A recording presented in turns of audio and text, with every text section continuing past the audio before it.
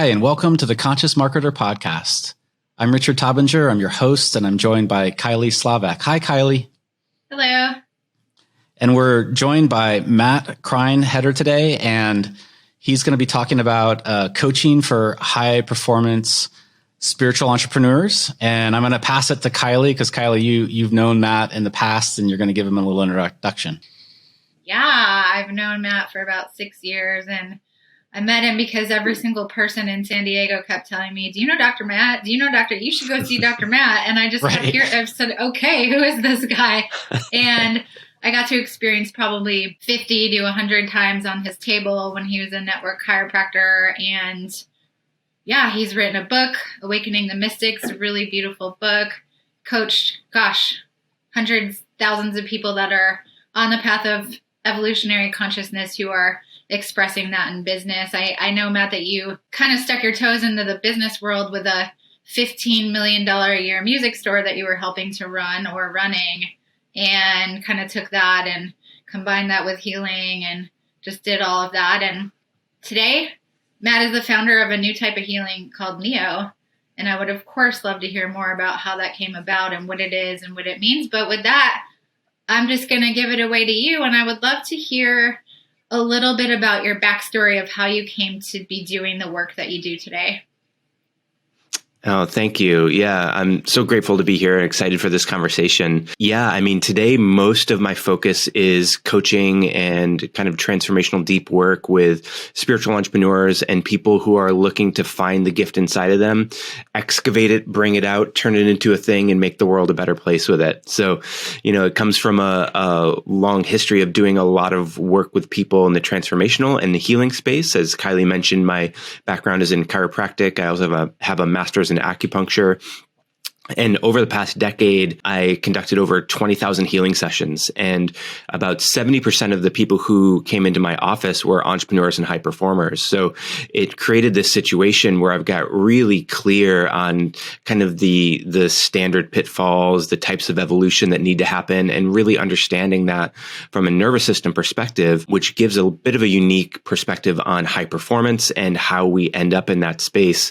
And the reason I ended up working with entrepreneurs is because I really feel like they're the people who are going to make the biggest difference on the planet. They're incentivized to find solutions for chaotic times, which is exactly where we are. So yeah, the present offering is a coaching offering for people who are going to go out and do the big stuff that the world really needs.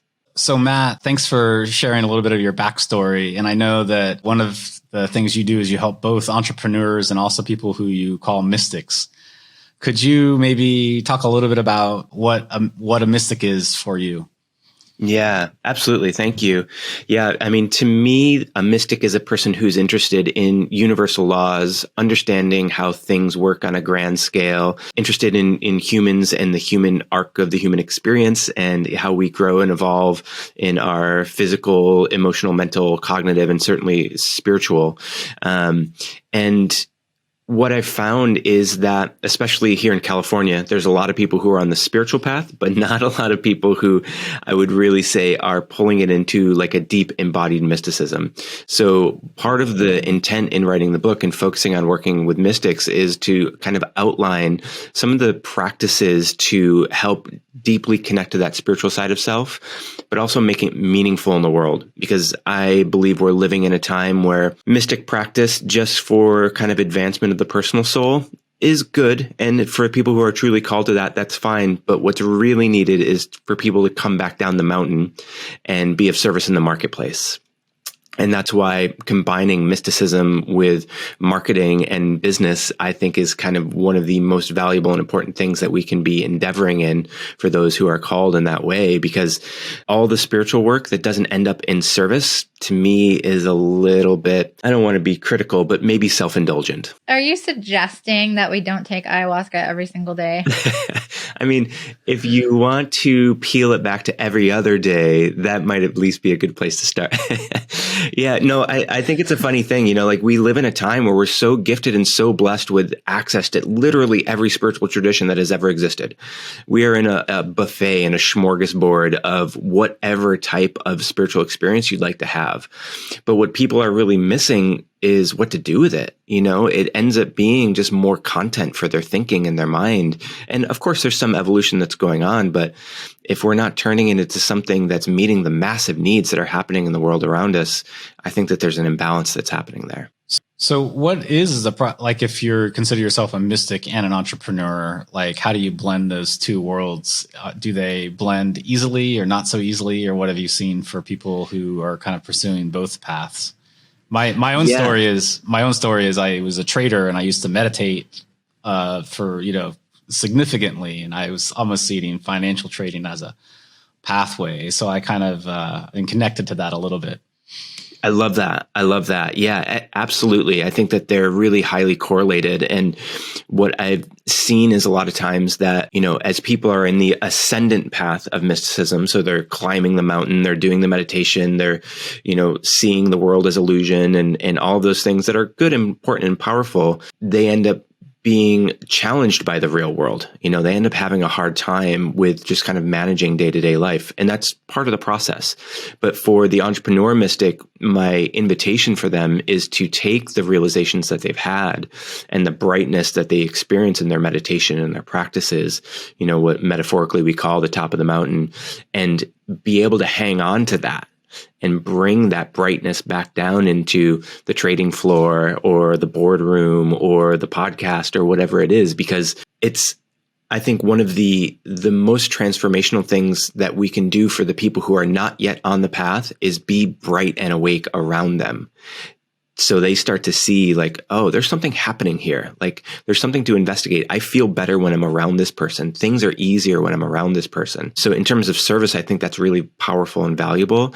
And then in terms of our own journey as an entrepreneur, when we can bring more spaciousness and more clarity and more ease and more energy to the process and not get lost in the shuffle of the ups and the downs, the goods and the bads that happen every single day, it does create an easier through line and more energy that we can just dedicate to whatever mission it is that we're on. I love that. And I've heard you talk about structure and flow before. And I know that you and I have both lived on both coastlines and probably could agree that the East Coast could use a little more flow and the West Coast could certainly use a little more structure. Like, I guess you got to live in the Midwest to get it all. It's like right in the middle. No, I've never lived there, so I don't know. But Richard has, he could tell us. So I'm just curious, just even in terms of what you were just talking about, of helping people ground things from those higher states of being down to I'm actually going to do something with it. How do you see that concept of structure and flow coming into play?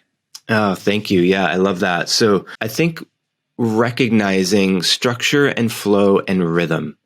So what I've seen for people on both the entrepreneurial and the spiritual path is that there's a part that they usually go through. Let's take the spiritual path as an example, where they do have to go all in on disconnecting from the real world. They have to kind of lose themselves in the bliss and the beauty and the transformational experience. That's part of the process, but they can't stay there. And they do need to bring it back down. But once they do that and they have access to the higher and the lower, now they're working through this kind of spiral experience of how do I be in process and connection and correlation with what life is actually asking of me now? And if I get a little too rigid and a little too stuck in the day-to-day of the business, how do I open back up to that bigger, wider perspective and bring that perspective into this moment?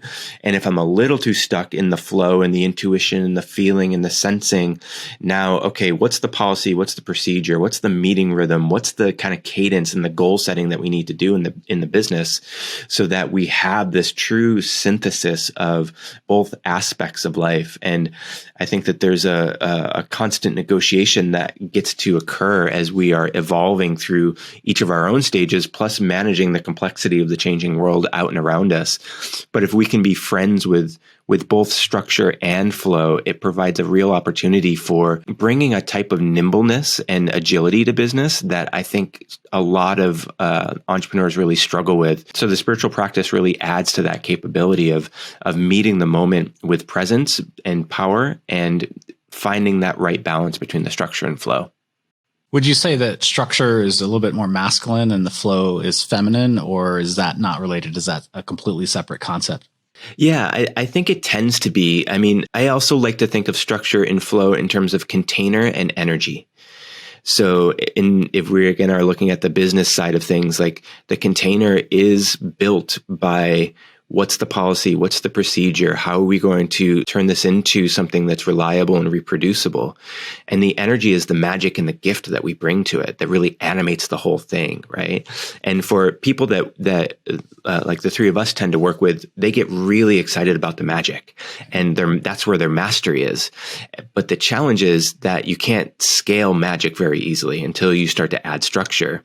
And it's one of the things that I've loved going through your course and really kind of seeing that's like, oh my God, what a gift is you get to take the magic, turn it into a thing, and then get it out in the world so people can actually consume it rather than just having to do magic all the time. I love that. And I love that. And one of the things that sometimes I'm always trying to figure out is if I'm out of the flow, how do I get back into it? Can you maybe give some insight? Because a lot of times I'll recognize, oh, I'm out of the flow, or things aren't as easy as they should be, or some, it's like I'm off by like that 5 or 10%. So how does one, if they recognize that you're out of the flow, how do you get back in that flow?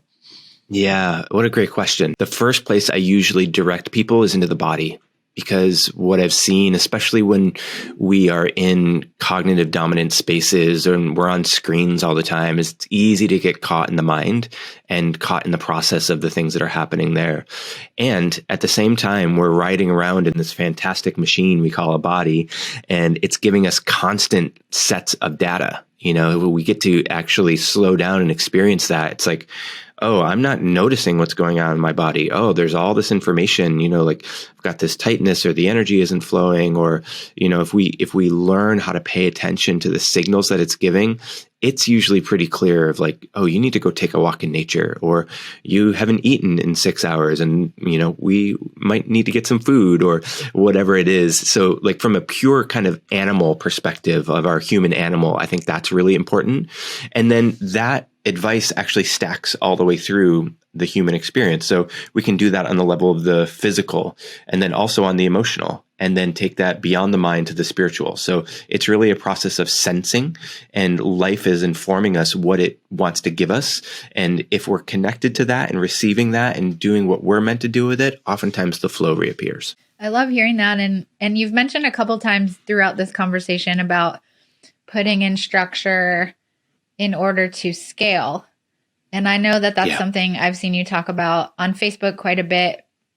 And also what I think is uniquely brilliant about your approach is that you also take neuroscience and neurology into that process. So I'm just curious how that plays out. And even to take it a step further, what have you seen for people that really start to dial that in? Yeah, the neurology component of this conversation is so interesting because it's literally the most complex element of the human being, and actually the most complex thing that we know of in all of reality, because it literally houses consciousness.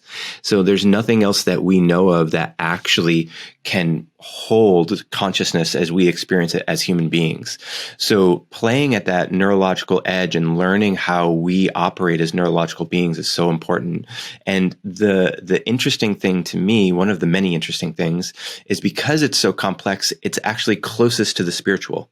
So I experience it as like kind of the neighbor to the energetic body. The place I invite people to start with that, honestly, is meditation. Because what starts to happen in meditation is we start to get aware of when the nervous system is really overcharging and overtuned, and we are in fight or flight, but we don't know. And this is so common for people. And it's one of the things I saw as a healer, almost every day, is people would come in, they would get on the table, I would work on them a little bit, and they would get up and say, oh my goodness, I had no idea how stressed I was.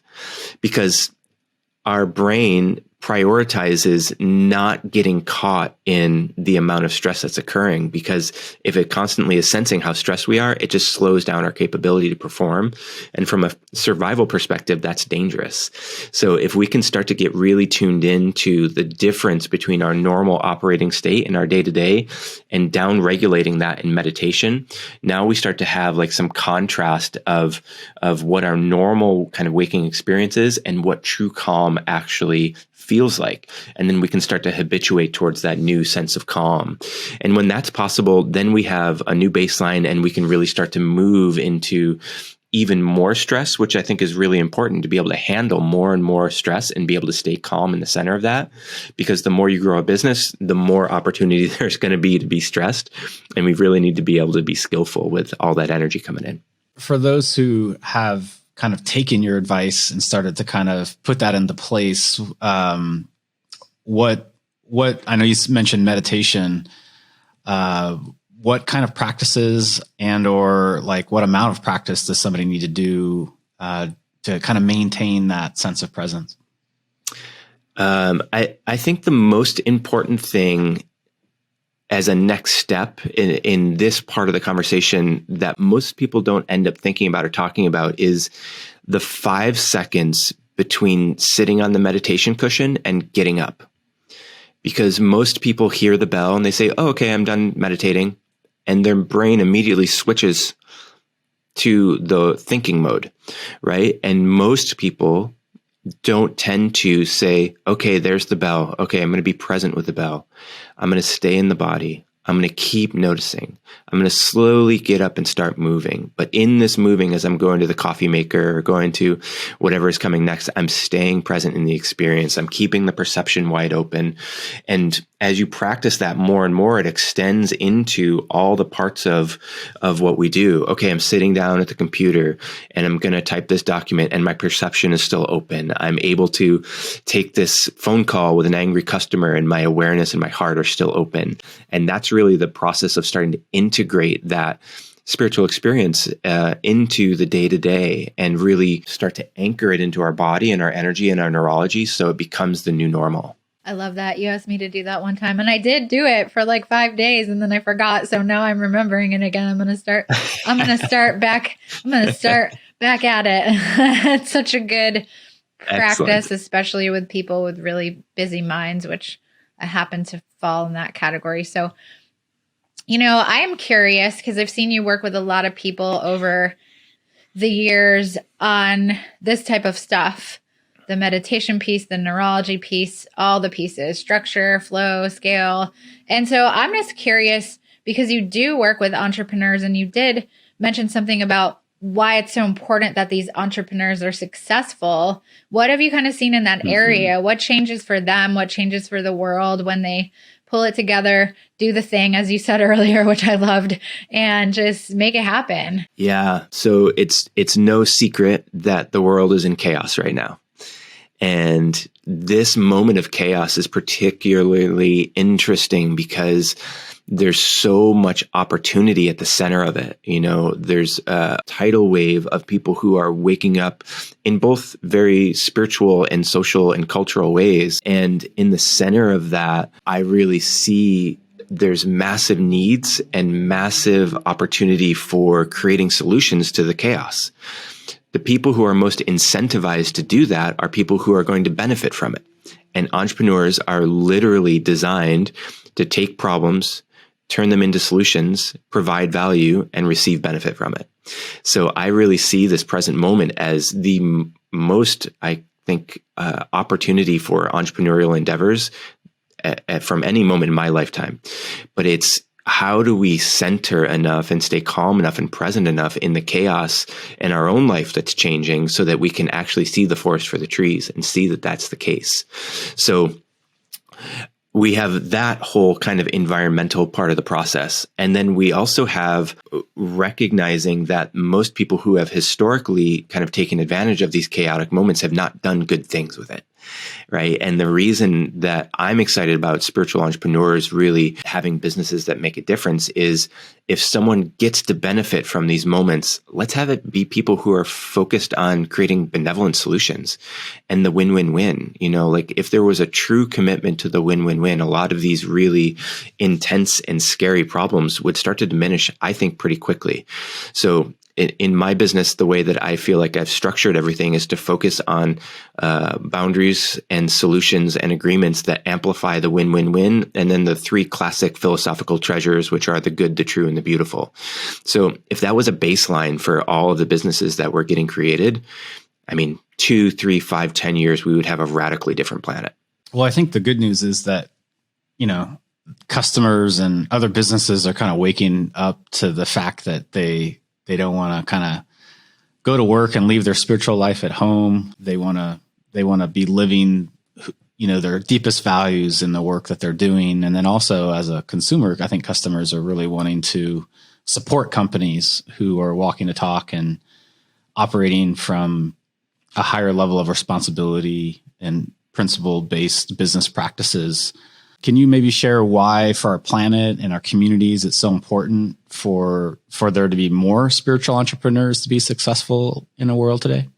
Yeah, absolutely. I mean, I believe at this point we have two options. One is we continue to run businesses that are extractive to social systems, to culture, to the environment. And we continue this kind of classic race to the bottom. I've heard a lot of people call it of, we just keep pulling out the resources of actual physical resources of the planet, but also the time and attention and energy.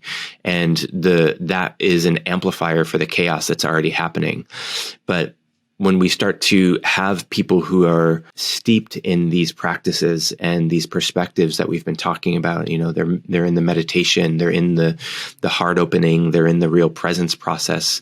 The way that they're going to focus on creating businesses are not going to be extractive. They're actually going to be generative, and it's going to create types of systems of human interaction, healing for people who need healing work who are not getting access to it, or just the way that the business operates in the marketplace that are going to create more connection, more alignment, and really more possibility for products and services that are good, true, and beautiful.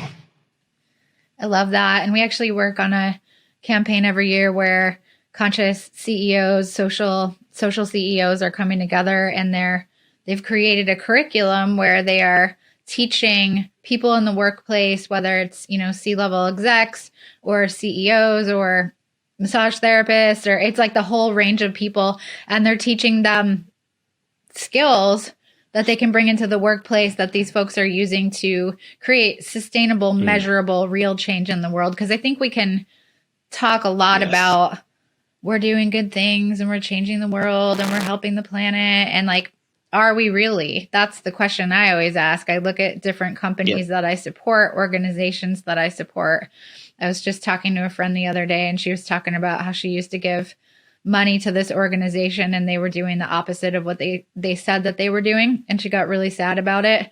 So I'm curious. I know that you're a real science-oriented person. So I'm curious about your thoughts on how all of this can be measurable. How the benevolent impact can be measurable. Yeah, absolutely. I mean, I think it's unique in each situation. And I also want to offer something that may be relieving to some people, especially if you're in startup mode.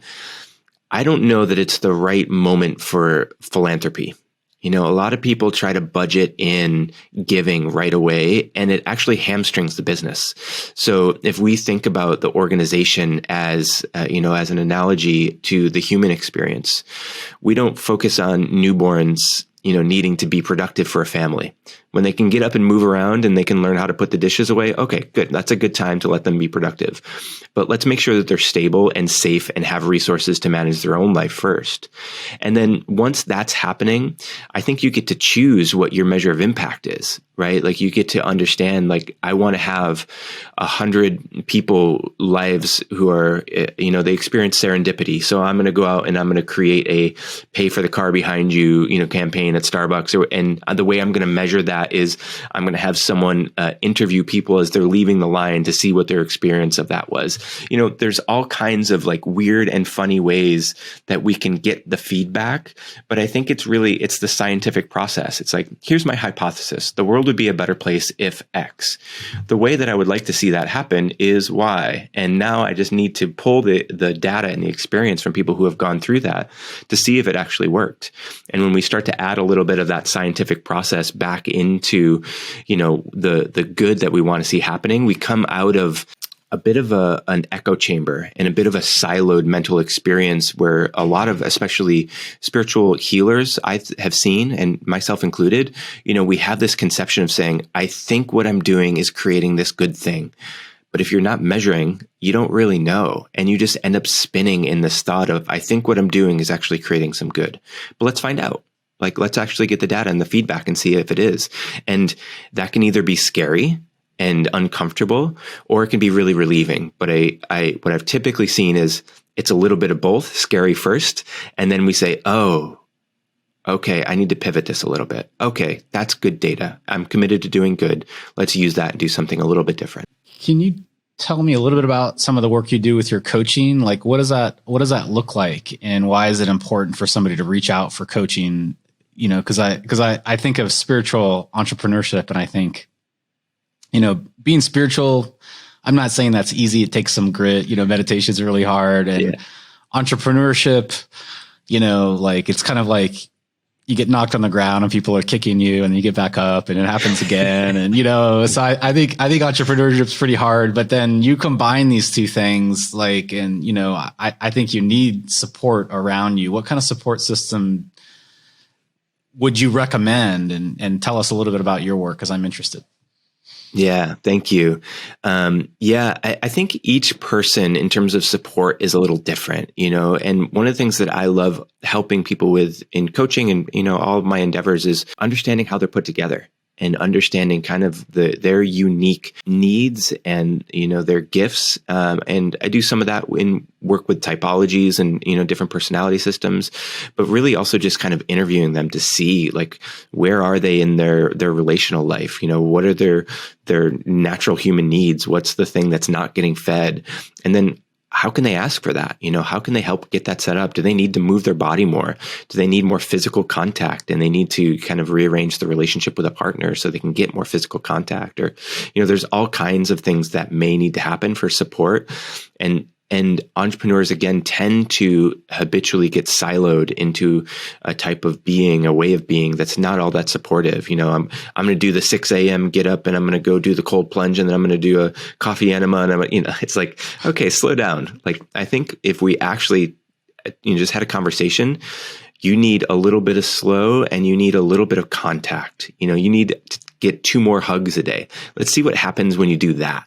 So, like, finding the unique support a person needs, I think, is just a conversation of uncovering their habit and their bias and what they think is happening versus what's really going on. And then that tends to dovetail with my work pretty closely, because the people that I end up attracting in are the people that I call the smartest person in the room. Because there's this moment for an entrepreneur where they look around and they've been successful and they say, I've kind of moved beyond where most of these people are. What do I do now? And that can be really uncomfortable. And it either happens because you're very intelligent, or you've done a lot of personal development work or spiritual work or whatever it is, and you're at the leading edge.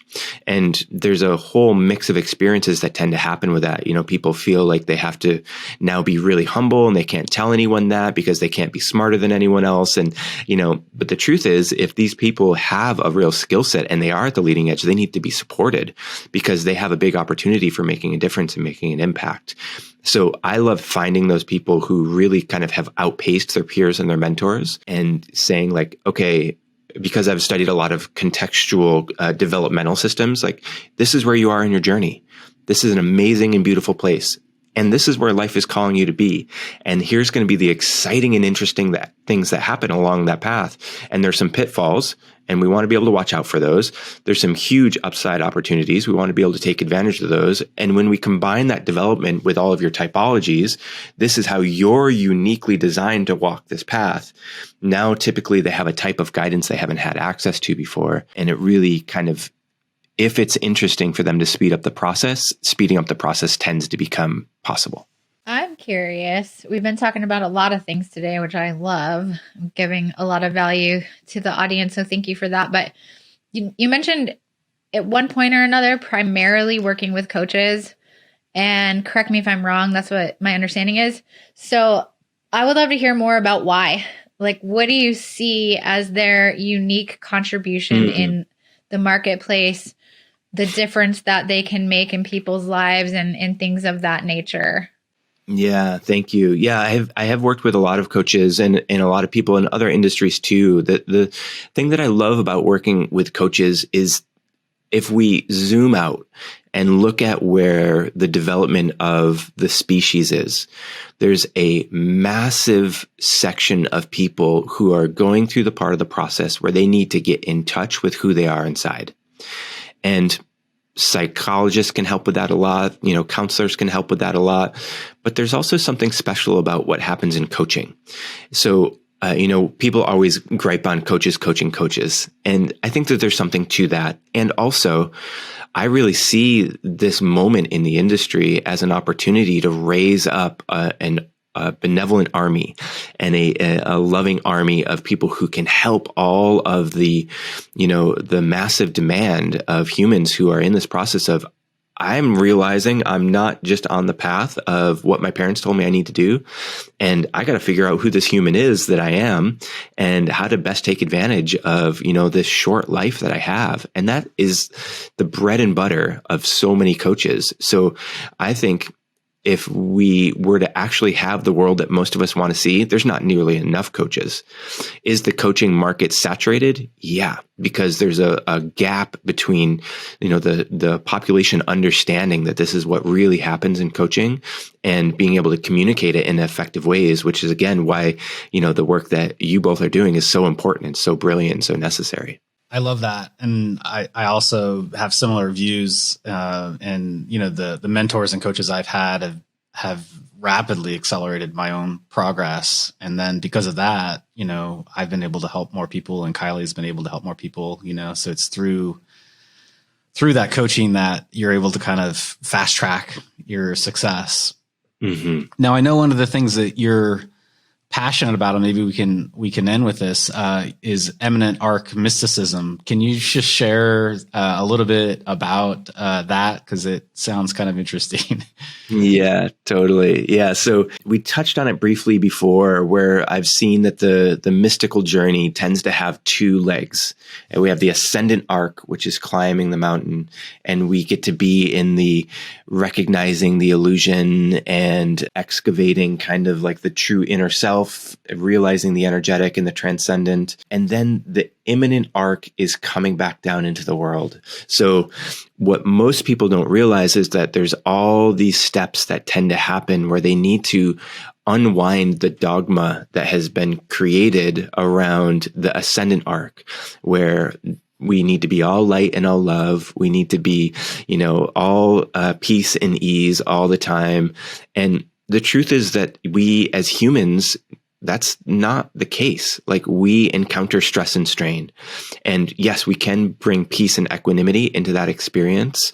But if we end up in this kind of illusion of the dogma of the spiritual awakening process that says we need to be peace and ease and light and love all the time, we miss the service, and I know you two, as well as I, am just so committed to the service of what we're here to do. So helping people to find their inner power and help them find their capability and help them find how they can stay in love and light and be a badass and get stuff done and go out and make a difference. Like, that's what's exciting. And, as an example for me, one of the things that I found to be really helpful in this process is, yes, I have 20 years of meditation. Yes, I have all kinds of esoteric practices. I like going into the gym and lifting weights and lifting big, heavy weights because it makes me feel human again. It puts me on the planet. It puts me like in a place of like, oh, this is what a body, like this human animal body, can do. And I have this thing that I don't know that I've talked about this too much, that I call spiritual cross training, where I'll go and do deadlifts and lift all this weight. And in between sets, I'll sit down and meditate. And so I'm practicing that process of like, okay, here's this big opening. Let's bring it down into the moment, into this like intense body strife and struggle, so we can be all of it and really practice being the whole being. They think you're a big weirdo at the gym. You're like, oh yeah, they know. I'm ready to sign up for the spiritual cross training. You've got my monthly membership. I'm there every week. Me too. I love that. I think Richard and I, in our own ways, can really relate to that in terms of that spiritual aspect of things, that transcendental aspect of things, and then that badassery, like, let's push our bodies as far as we can and our achievements and accomplishments and things like that. So I think there's a requirement for all of it. And that's one of the things that we're really working with our audience on, in terms of they're very mystical, like you describe. And I want them to like go boxing. I'm like, come on, you guys, you got this. You can kick ass too. Yes. And they Yes. find me weird when I speak like that. But I think the ones that do take on some of those practices really appreciate it and get it. So I'm really actually quite glad you brought that up. Yeah, it's so important. And one of my favorite examples from this is one that Ken Wilber shares. And I'm a big integral theory fan. And Ken says that there's a difference between violence and aggression. Aggression is an example of that is the deer that lowers its head to drive through the bramble to get to the salt lick. The deer doesn't hate the bramble. There's nothing wrong with the bramble. It's just moving towards the salt lick, and it uses aggression to do that. It doesn't make anyone wrong or bad. It doesn't make anyone evil. Like, we have intensity in our nature, and it's good to use that as an energy source driving towards what we desire to create. I love that. It's super powerful. You're one of my favorite brains to speak to. Kylie. So I'm really, really grateful. And, body, soul, emotion, all that too. But I do particularly love to pick your brain about stuff because you've thought about everything. Everything I think about, you've already thought about it 100 times. And read all the books and everything. So I really love it. And we just really appreciate having you here with us today. So thank you so much.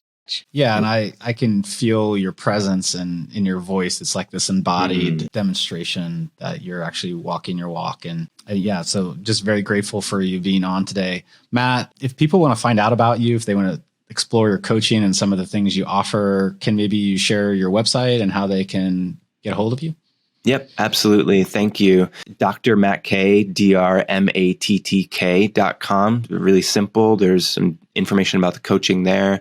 If people are interested in the book, Awakening the Mystics, that's available on Amazon. There's it's priced anywhere from $2.22 for the download to $22.22 for the hardcover. So becomes accessible to everyone. And I want to say thank you to both of you as well. It's really lovely to spend time with two kindred spirits, who have values that match and align and are really on the same mission.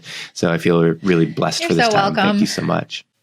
Yeah, it's been a pleasure to have you. And for all your listeners, thanks again for tuning in to the Conscious Marketer podcast. You can go to consciousmarketer.com/podcast to get the show notes, get the links over to Matt's site. And if you have a moment, go on there and leave a review or share this podcast with friends. That's how we grow the movement and the message that we're bringing to the world. Thanks again, Matt. My pleasure. Thank you. Thanks, Kylie.